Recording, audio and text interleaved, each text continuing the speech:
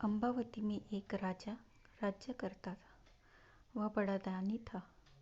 उस राज्य में धर्मसेन नाम का एक और बड़ा राजा हुआ। उसकी 4 रानियां थीं। एक थी ब्राह्मण, दूसरी क्षत्रिय, तीसरी वैश्य और चौथी शूद्र। ब्राह्मणी से एक पुत्र हुआ जिसका नाम ब्रह्मनीत रखा गया। क्षत्राणी से 3 बेटे हुए।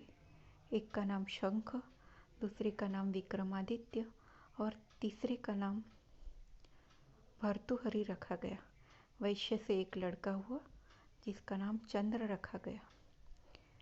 शूद्राणी से धन्वंतरी हुए। जब वे लड़के बड़े हुए तो ब्राह्मणी का बेटा घर से निकल पड़ा और धारापुर आया। हे राजन, वहाँ के राजा तुम्हारे पिता थे। उस लड़के ने राजा को मार डाला और राज्य अपने हाथ में लेकर के उज्जैन पहुंचा।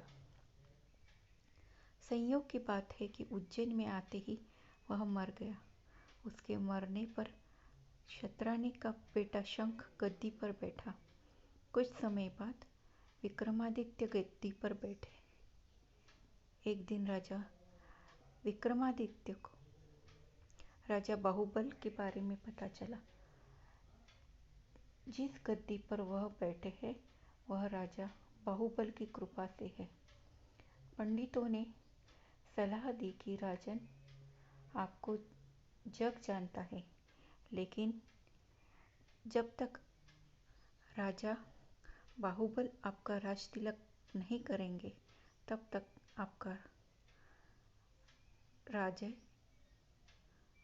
अचल नहीं होगा। आप उस से राज तिलक करवाओ। विक्रमादित्य ने कहा, अच्छा।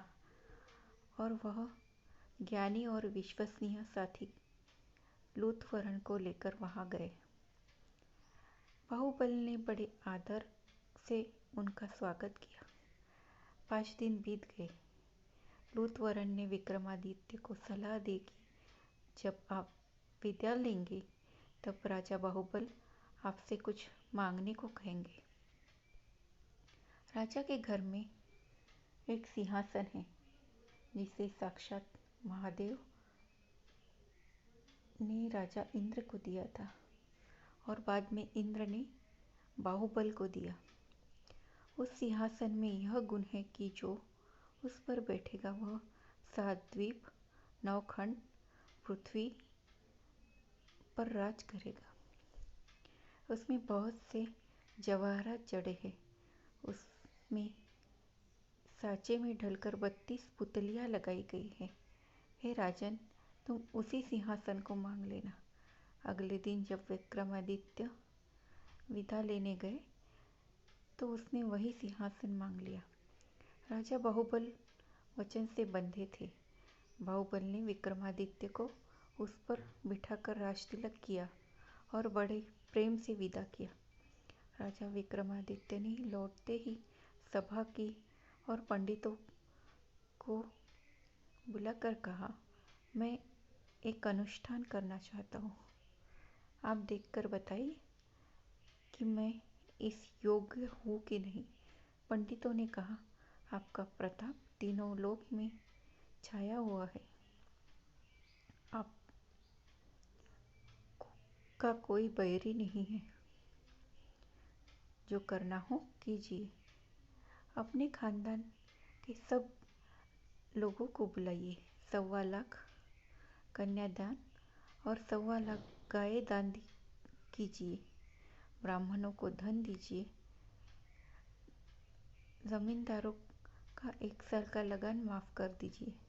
इतना कहकर पुतली रणमंजरी बोली, हे राजन, अगर कभी ऐसा दान किया है तो सिंहासन पर आप अवश्य बैठे। पुतली की बात सुनकर राजा बहुत निराश हो गए। आज का दिन तो गया, अब तैयारी करो, कल राज सिंहासन पर बैठेंगे। इस तरह सिंहासन बत्तीसी की पहली पुतली राजा भोज को नहीं बैठने दिया और अगले दिन दूसरी पुतली चित्रलेखा ने सुनाई राजा विक्रमादित्य को दूसरी कहानी। ये कहानी जानने के